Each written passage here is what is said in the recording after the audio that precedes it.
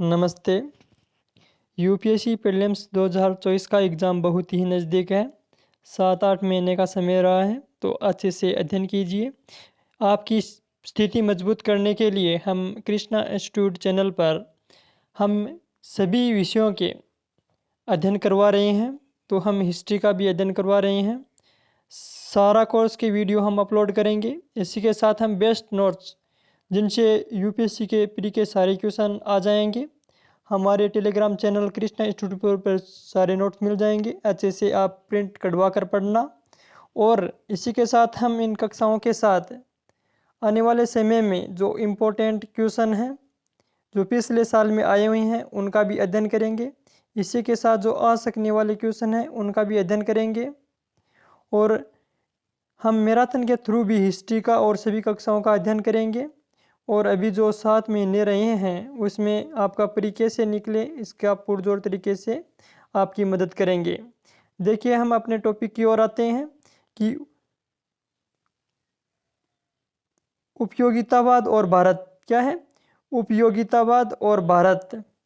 उपयोगितावाद की विचारधारा क्या विचारधारा है, तो हम देख लेते हैं।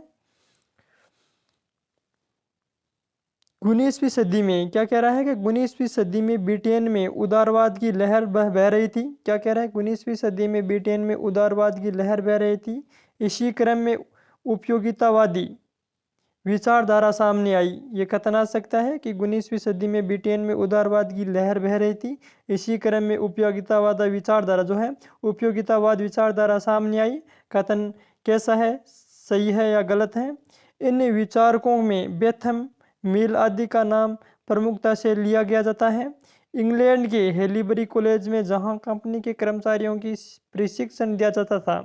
क्या कह रहा है कि इंग्लैंड के हेलीबरी कॉलेज में जो कंपनी के कर्मचारी थे जो भारत में लगे हुए थे उनको प्रशिक्षण दिया जाता था। यहाँ टॉमस माल्थस या रिकार्डो आदि उपयोगितावादी विचारधाराओं का बहुत ही प्रभाव था। यहाँ से शिक्षित युवा अधिकारी इन विचारधाराओं से बहुत ही प्रभावित थे, जो भारत की प्रशासनिक आर्थिक नीति में इन विचारों का समन्वय करना चाहते थे। देखिए, कथन कहना क्या चाहता है। जो 19वीं सदी में ब्रिटेन में उदारवाद की लहर बह रही थी, इसी क्रम में जो उपयोगितावाद के विचारक समर्थक थे जो इंग्लैंड के हेलीबरी कॉलेज में बड़े बड़े प्रोफेसर के पदों पर थे, जहाँ से जो भारतीय कंपनियों में जो अधिकारी या जो कर्मचारी थे जो इस कॉलेज में अध्ययन करते थे, तो उन्हें जो शिक्षा प्राप्त हुई वो उन उपयोगितावादी विचारकों से बहुत ही प्रभावित हुए थे। और शिक्षित हुआ इन अधिकारी विचारकों से प्रभावित हुए और प्रशासनिक नीति में जो भारत की प्रशासनिक नीति ही में आर्थिक नीति में इन विचारकों का बहुत ही समन्वय चाहते थे। और ये प्रभाव भी भारत में बहुत बड़े स्तर पर देखने को मिला। फलस्वरूप भारत में तमाम आर्थिक सामाजिक क्या है तमाम आर्थिक सामाजिक और प्रशासनिक सुधार लागू किए गए। फलस्वरूप ही भारत में जो तमाम आर्थिक सामाजिक और प्रशासनिक सुधार लागू किए गए। तो विशेषता देख लेते हैं हम। इस विचारधारा के अनुसार विश्व के अधिकाधिक लोगों को अधिकाधिक सुख प्रदान करना, अर्थात ये अधिकतम लोगों के अधिकतम सुख पर बल देता है। जो ये आपका विचारधारा है उपयोगितावादी, इसका उद्देश्य या विचार क्या है कि विश्व के जो समस्त लोगों को अधिकाधिक सुख प्रदान करना है, अधिकतम लोगों को अधिकतम सुख प्रदान या बल देना पर है। अब देखिए, अधिकतम लोगों का सुख तभी मिलेगा जब अधिकतम लोगों को ध्यान में रखकर नीतियां बनाई जाएगी। क्या कह रहा है, महत्वपूर्ण लाइन है कि अधिकतम लोगों को सुख तभी मिलेगा जब अधिकतम लोगों को देखकर ध्यान में रखकर ही नीतियां बनाई जाएगी। सुधारों में क्या कह रहा है, दूसरा आगे पॉइंट है कि सुधारों के माध्यम से लोगों को सुखी बनाया जा सकता है।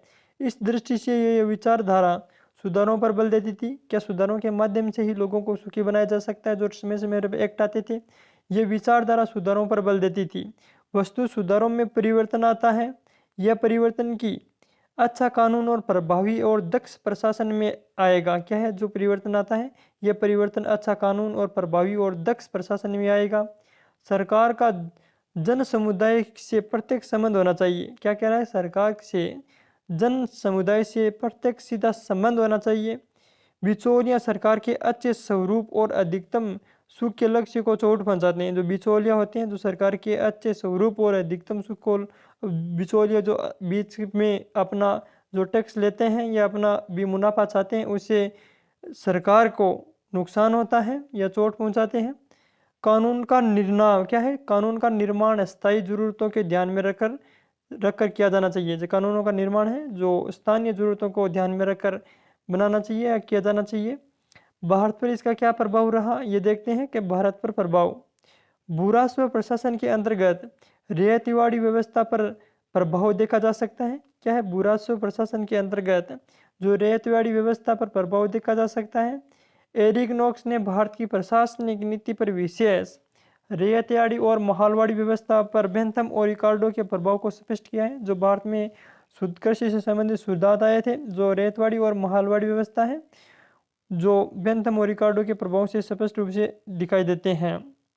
वस्तुतः ईस्ट इंडिया कंपनी के कर्मचारी हेलीबरी कॉलेज में प्रशिक्षण प्राप्त करते थे और जहां अर्थशास्त्र की शिक्षा पर विशेष बल दिया जाता था और इस विभाग ने मार्क्स और रिकार्डो का प्रभाव भी अत्यधिक था। देखिए जो कॉलेज है हेलीबरी, वहाँ पर जो विशेष ही अर्थशास्त्र की शिक्षा पर बल दिया जाता था और भारत की जो प्रशासन के अंतर्गत रेतावाड़ी व्यवस्था और माहौलवाड़ी व्यवस्था जो आई थी इसी का परिणाम था। अब देखिए क्या कह रहा है कि रिकार्डो ने लिखा है कि जमींदारों को उनकी ज़मीन से लगान लगाना मिलती है। क्या रिकार्डो के अनुसार जमींदारों को उनकी ज़मीन से जो लगान मिलती है वह उनके भूमिक अधिकार के कारण है। वे स्वयं उत्पादन में योगदान नहीं देते, वे केवल वसूलते हैं। इसका उपयोग स्वयं के लिए करते हैं, इसलिए इनकी आमदनी पर कर लगाना उचित है। क्योंकि ये उत्पादन वर्ग नहीं है, इसलिए उत्पादन क्या है? उत्पादन एवं आर्थिक विकास पर प्रतिकूल प्रभाव पड़ता है। ये जो रिकार्डो कह रहा है कि जो जमींदार होते हैं ये ना तो कार्य करते हैं, सिर्फ ये कर वसूलते हैं और बीच में अपना जो कर है या पूंजी अपने पास रखते हैं, इससे सरकार को आर्थिक घाटा होता है, तो इनके ऊपर भी टैक्स लगाया जाना चाहिए। रिकार्डो ने तर्क दिया कि उपजाऊ भूमि पर जो अत्यधिक निकलता है, अधिशेष निकलता है, क्या है? रिकार्डो ने तर्क दिया कि उपजाऊ भूमि पर जो अधिशेष निकलता है वह किराया है और यह अधिशेष जमींदारों द्वारा वसूला जाता है, जो वास्तविक सरकार को मिलना चाहिए, जो वास्तव में सरकार को मिलना चाहिए। जो ब्रिटेन के लोग हैं जो अपनी ही फायदा देखने के लिए ऐसे बेतुके ये जो भी अपने तर्क दिए थे। अतः जमींदारी व्यवस्था को समाप्त किया जाना चाहिए। अतः इस विचारधारा का मुनरो, एलिफिस्टन एवं मार्टिन ब्रड पर विशेष प्रभाव पड़ा। उन्होंने स्थायी बंदोबस्त की जगह रेतवाड़ी और माहौलवाड़ी व्यवस्था को लागू किया। देखिए किसानों को ध्यान में रखकर नहीं बनाई गई थी ये कंपनी के जो हानि होती थी या उसको लाभ को ध्यान में रखकर ये नीतियाँ बनाई गई थी। वास्तव में ये किसानों को अपना हितैषी बनाने की आड़ में साम्राज्यवाद हित को पूरा करने का प्रयास था। क्या कह रहा है कि वास्तव में किसानों को अपना हितैषी बनाने की आड़ में साम्राज्यवाद हित को पूरा करने में प्रयास था। यह द्वैत एक तरफ जहां जन असंतोष को रोकने से संबंधित था, वहीं दूसरी तरफ अधिकतम राजस्व वसूल कर ब्रिटिश औद्योगिक क्रांति को गति प्रदान करना था। देख मेन मकसद तो यही था कि ब्रिटिश में औद्योगिक क्रांति चल रही थी, उस क्रांतिकारी जो औद्योगिकरण को गति प्रदान करना, ब्रिटिश वस्तुओं की बिक्री के लिए लोगों को क्रय शक्ति से युक्त करना था। दरअसल भूराजस्व नीति में परिवर्तन का कारण केवल विचारधारा ही नहीं बल्कि स्थानीय परिस्थितियां भी थी, यह भी कारण है। अब देखिए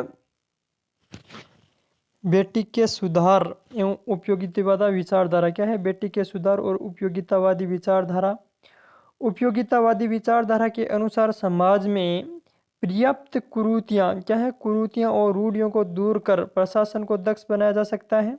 क्या उपयोगितावादी विचारधारा है उसको समाज में व्याप्त जो कुरीतियाँ हैं और रूढ़ियों को दूर कर प्रशासन को दक्ष बनाया जा सकता है और सुचारू रूप से किया जा सकता है। तभी अधिकतम लोगों को अधिकतम सुख के लक्ष्य को पूरा किया जा सकता है।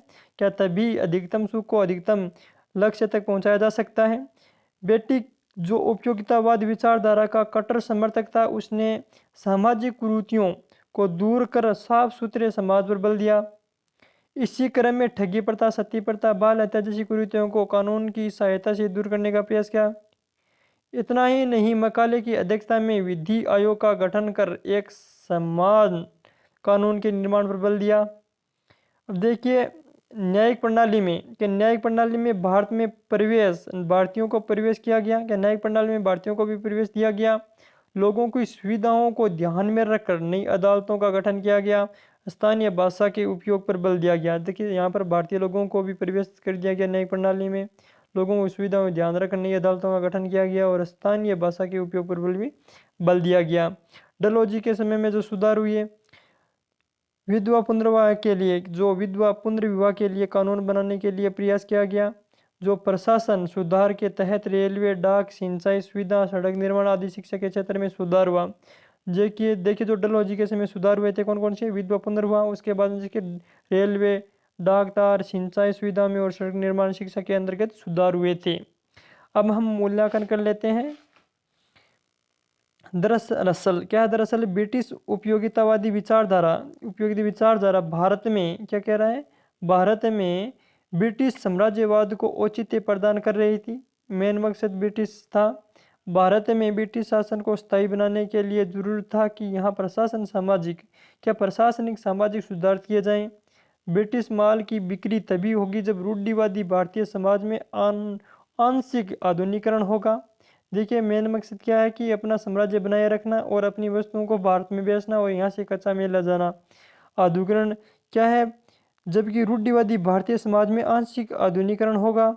इन सुधारों से भारतीय ब्रिटिश को अपना हितैषी समझेंगे एवं साथ ही ब्रिटिश अपने श्वेत नस्ल के भार के सिद्धांत का औचित्य पूरा कर सकेंगे। वे भारतीय लोगों को सभ्य बनाने के लिए अपना औचित्य रखते हैं।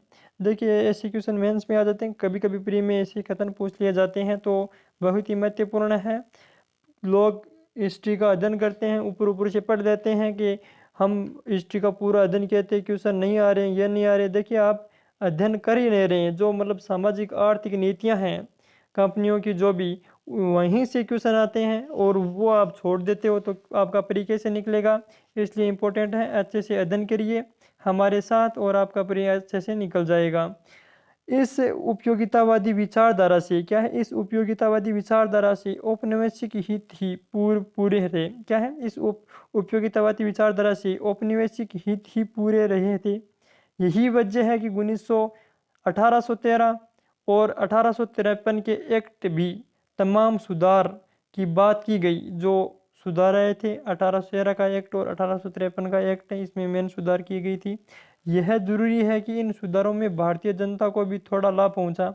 इन सुधारों से भारतीय जनता को भी लाभ पहुंचा। जैसे सत्य प्रथा थी बहुत बंद की गई थी, ये महत्वपूर्ण थी। अब देखिए जब 1857 का विद्रोह हुआ, इनके कारण में एक कारण सामाजिक धार्मिक मामलों में हस्तक्षेप किया गया था। जो 1857 का विद्रोह हुआ था उनमें मेन कारण था कि ब्रिटेन भारतीय समाज में सामाजिक धार्मिक मामलों में हस्तक्षेप कर रहे थे। अतः ब्रिटिश ने पितृसत्तावाद से युक्त उपयोगितावादी विचारधारा एवं उदारवादी मुखौटा का अवतार फेंक दिया था और सुधारों के प्रति कठोर रवैया अपनाने लगे थे। अब इसी क्रम में सामाजिक और सांस्कृतिक मामलों में हस्तक्षेप की नीति का पालन किया गया और सामाजिक कुरीतियों और सुधारों के प्रति विशेष ध्यान अब नहीं दिया गया। ऐसा मान सकते हो आप। यह उपयोगितावादी विचारधारा के तथाकथित हितवादी सिद्धांत के खोखलेपन की पहचान थी। देखिए महत्वपूर्ण है, यहाँ से क्वेश्चन आ सकता है, एक या दो कथन में क्वेश्चन पूछे जा सकते हैं और मेन के लिए तो ये इम्पोर्टेंट हो ही जाता है, तो आप अच्छे से अध्ययन कर सकते हो। अब देखिए हम पढ़ते हैं ब्रिटिश कृषि। क्या है, ब्रिटिश कृषि और औद्योगिक नीति महत्वपूर्ण टॉपिक है, यहाँ से भी क्वेश्चन आ सकते हैं, तो चलिए हम अध्ययन करते हैं। ब्रिटिश कृषि नीति का एक महत्वपूर्ण अंग भारतीय कृषि का वाणिज्यीकरण करना था। क्या है, ब्रिटिश कृषि कानून नीति आई थी, उसका एक महत्वपूर्ण अंग क्या था, का भारतीय कृषि का वाणिज्यीकरण था। कृषि के वाणिज्यीकरण का अर्थ इस प्रकार के कृषि उत्पादन की प्रक्रिया की शुरुआत करना जिसमें कृषि उत्पादों का उपयोग व्यापारिक मुनाफे के लिए किया जा सके। ब्रिटिश भारत में क्या कह रहा है, ब्रिटिश भारत में उत्पादन उन वस्तुओं का होता था, जो ब्रिटिश भारत है उनमें उत्पादन उन वस्तुओं का होता था जो मानव के लिए आवश्यक थी। क्या कह रहे हैं, जो ब्रिटिश भारत समय था उस समय उन्हीं वस्तुओं का उत्पादन होता था जो मानव के लिए आवश्यक थी, जिनका प्रयोग विनिमय के लिए होता था या बाजार के लिए नहीं। लेकिन अब किसान केवल वे वस्तुएं उगाने लगे जिनका देशी और विदेशी बाजार के दृष्टिकोण से अधिक मूल्य था। देखिए लोग अब जो किसान है उन्हीं वस्तुओं को उगाने लगे थे या उपयोग करने लगे जो देशी और विदेशी बाजार में दृष्टिकोण से बहुत ही मूल्य था या मूल्यवान थी। इस तरह कृषि के स्वरूप में मूलभूत परिवर्तन आए थे। कृषि के संरचना में बहुत ही मूलभूत परिवर्तन आ गए थे। कृषि के वाणिज्यीकरण के उत्तरदायी कारक क्या है दोस्तों? जो कृषि के वाणिज्यीकरण में उत्तरदायी कारक कौन कौन से हैं?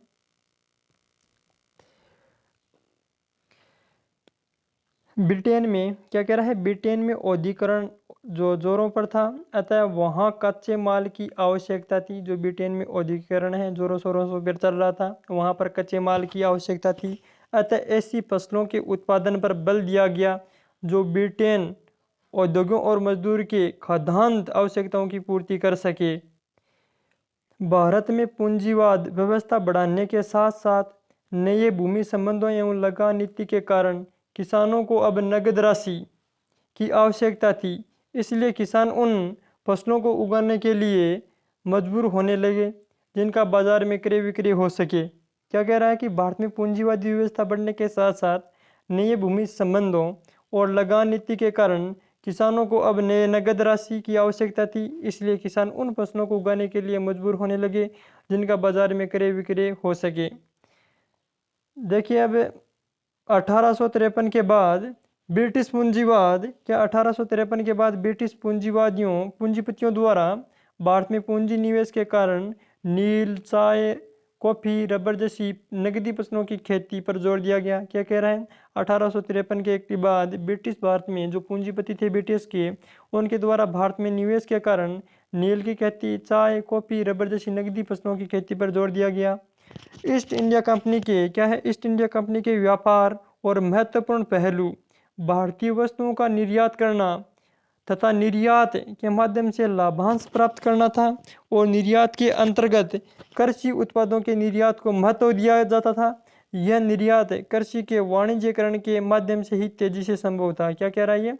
यह निर्यात कृषि के वाणिज्यीकरण के माध्यम से ही तेजी से संभव हुआ था। अगला टॉपिक क्या कह रहा है कि ईस्ट इंडिया कंपनी का चीन के साथ व्यापार के संदर्भ में जो व्यापार संतुलन चीन के पक्ष में था। जो ईस्ट इंडिया कंपनी चीन से जो व्यापार करती थी, जो व्यापार संतुलन चीन को अधिक बढ़त प्राप्त थी, कंपनी को इस व्यापारिक संतुलन को अपने पक्ष में करने की आवश्यकता थी। इसका उपाय कंपनी ने भारत में चाय की खेती पर बल देकर चीन से होने वाली चाय के आयात को कम कर दिया गया। क्या भारत में चाय का उत्पादन अधिक कर दिया गया और जिसे चीन से उनको चाय कम खरीदनी पड़े, उससे व्यापार संतुलन हो सके। दूसरा क्या गया? इसी प्रकार भारत में अफीम की खेती को बढ़ावा दिया गया ताकि इसका निर्यात चीन को कर संतुलन अपने पक्ष में किया जाए। यह भी महत्वपूर्ण है, ऐसा टॉपिक प्री के अंदर आ सकता है कथन में, तो देख लेना।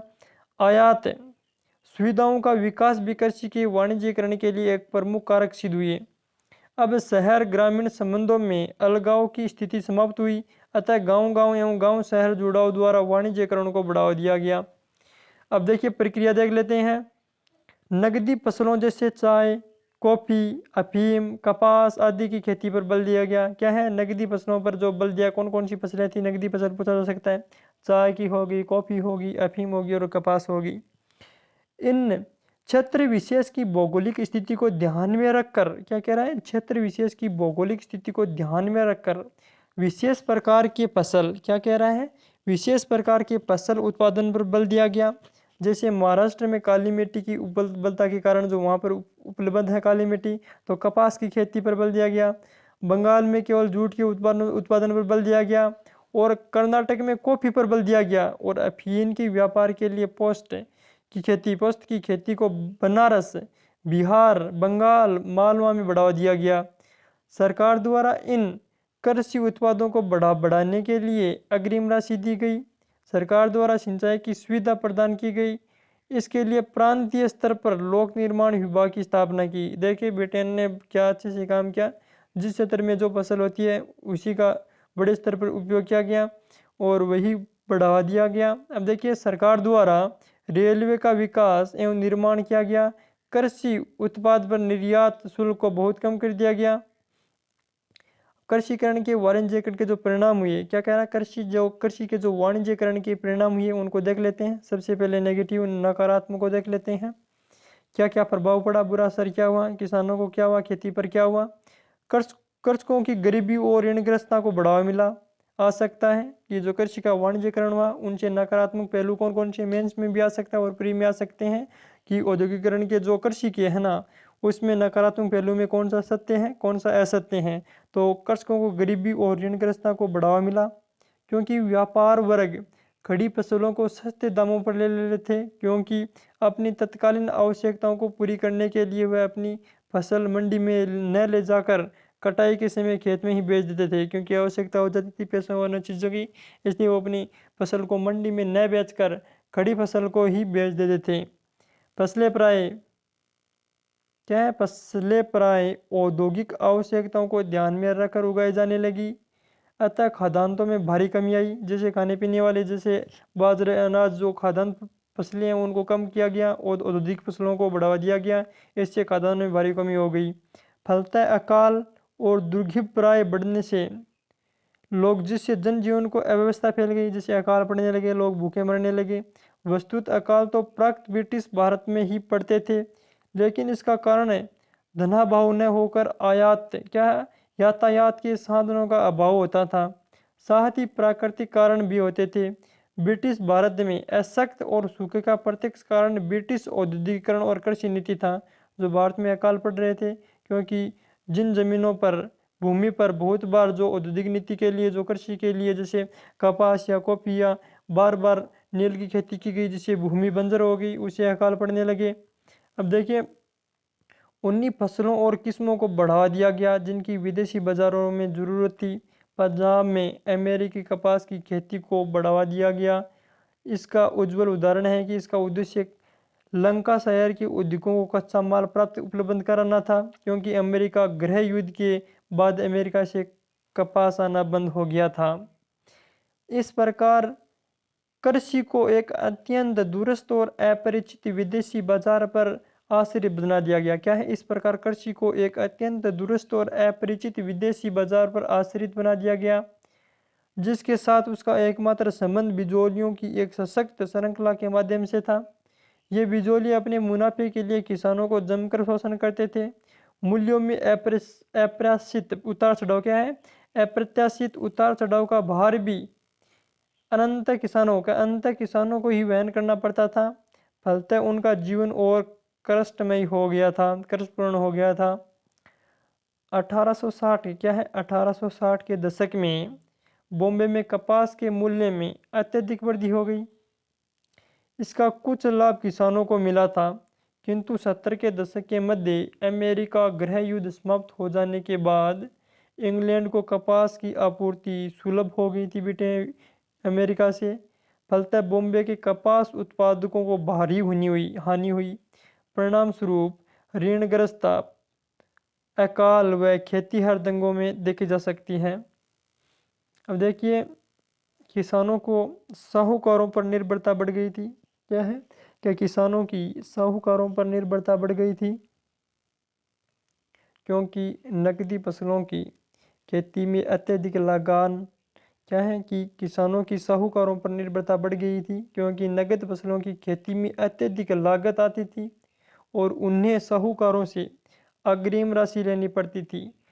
फलतः किसानों का शोषण हो गया था। देखिए, किसानों का शोषण हो ही रहा था, बहुत बड़े स्तर पर हो रहा था ब्रिटिश राज में। चाय, नील जैसी नकदी फसलों की खेती का नियंत्रण यूरोपीय बागान मालिकों के हाथों में था। इसमें श्रमिकों की भर्ती दूर दराज के क्षेत्रों से अनुबंध पत्ती के द्वारा की जाती थी, जिसमें उनकी स्थिति दासों के समान ही थी। देश के विदेश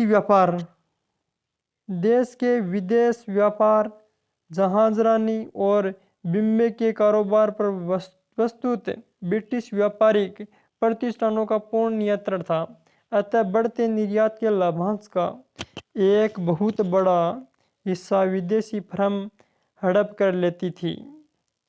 कृषि के वाणिज्यकरण का फलस्वरूप क्या है, कृषि के जो वाणिज्यकरण के फलस्वरूप औपनिवेशिक था। क्या है, कृषि के वाणिज्यकरण का स्वरूप औपनिवेशिक था, जिसलिए भारत की कृषि का ढांचा इंग्लैंड के उद्योगों की दया पर निर्भर हो गया था। अपने फायदे के लिए भारत का उपयोग ले रहे थे वो। कृषि का व्यवसायीकरण स्वाभाविक रूप से नहीं हुआ, बल्कि सरकारी नीति द्वारा थोपा गया था। फलतः इसका लाभ किसानों को नहीं, ब्रिटिश सरकार को मिला। इंग्लैंड में कृषि के व्यवसायीकरण का लाभ किसानों को मिला क्योंकि वहाँ कृषि को आंतरिक पैदावार के बाजार में वृद्धि, कृषि उत्पादन के मूल्यों में वृद्धि के साथ साथ घटित हुई। साथ ही खेती के लिए नए नए वैज्ञानिक तरीके अपनाए गए। फसलों का उत्पादन स्थानीय जरूरतों के संदर्भ में किया गया। इंग्लैंड के बारे में कहा जा रहा है। ये ऐतिहासिक प्रक्रिया भारत में होने वाले कृषि के व्यवसायीकरण के प्रारंभ में ही गायब थी। अब जो सकारात्मक पॉइंट है, पॉजिटिव, वो देख लेते हैं। क्या फायदा हुआ? कृषि के वाणिज्यीकरण से भारत में विभिन्न क्षेत्रों में अलगाव की स्थिति की समाप्ति हुई। विभिन्न क्षेत्रों का आपसी जुड़ा हुआ ग्रामीण शहरी संपर्क बढ़ा। अर्थव्यवस्था एकीकरण हुई। उससे राष्ट्रीय अर्थव्यवस्था के विकास का आधार तैयार हुआ। क्या कह रहा है इसमें? राष्ट्रीय अर्थव्यवस्था का विकास का आधार तैयार किया। भारतीय अर्थव्यवस्था विश्व की अर्थव्यवस्था से जुड़ गई। भारतीय अर्थव्यवस्था इकोनॉमी है जो विश्व की अर्थव्यवस्था से जुड़ गई। इसके प्रभाव से उच्च स्तरीय सामाजिक और आर्थिक संरचनाओं का विकास हुआ। क्या कह रहे हैं? भारतीय अर्थव्यवस्था जुड़ने से उच्च स्तरीय सामाजिक एवं आर्थिक संरचना का विकास हुआ। बढ़ती हुई आर्थिक, क्या है? बढ़ती हुई आर्थिक परेशानियां एवं आयात से सुधार के कारण गांव-गांव और गांव शहर पर परस्पर समीप आए। क्या कह रहा है कि बढ़ती हुई आर्थिक परेशानियां आयात में सुधार के कारण गांव-गांव और गांव शहर परस्पर समीप आ गए। उनमें आपसी सहयोग की भावना बढ़ी। इस योग से राजनीतिक चेतना का प्रादुर्भाव हुआ जिसमें किसानों को शोषणकारियों के विद्रोह के लिए तैयार किया गया। क्या कह रहा है? इस योग से राजनीतिक चेतना बढ़ी, लोग जानने लगे। इससे किसानों के शोषण के विरुद्ध जो विद्रोह की भावना तैयार किया गया। फलतः बहुत सारे काश्तकारी अधिनियम पास किए गए। किसानों द्वारा, क्या है? किसानों द्वारा शोषणकारी सरकारों का संगठन के रूप में विरोध करने के लिए किसान संगठन भी बने। इनका परिणाम क्या था? जो ये कानून आया था, विशेष क्षेत्र में, क्या कह रहा है? विशेष क्षेत्रों में विशेष फसल उत्पादन से विशेषीकृत क्षेत्र का विकास हुआ। कुल मिलाकर कृषि के वाणिज्यीकरण ब्रिटिश औपनिवेशिक हितों से परिचालित था। क्या कह रहा है? कुल मिलाकर कृषि का वाणिज्यीकरण है जो ब्रिटिश औपनिवेशिक हितों से परिचालित था। अपने उपयोग के लिए व्यापार कर रहे थे, अपने हितों को देखकर कर रहे थे। भारत में वही फसल उत्पादित कर रहे थे जो ब्रिटेन के लिए आवश्यक है। फलतः इसका लाभ मुख्यतः इंग्लैंड व अंग्रेजों को मिला। इसका लाभ इंग्लैंड को और अंग्रेजों को मिला। यह एक थोपी गई प्रक्रिया थी जिसमें किसानों का अत्यधिक शोषण किया। क्या कह रहा है कि एक थोपी गई प्रक्रिया थी जिसमें किसानों का बड़े स्तर पर, कह सकते हैं कि, शोषण हुआ।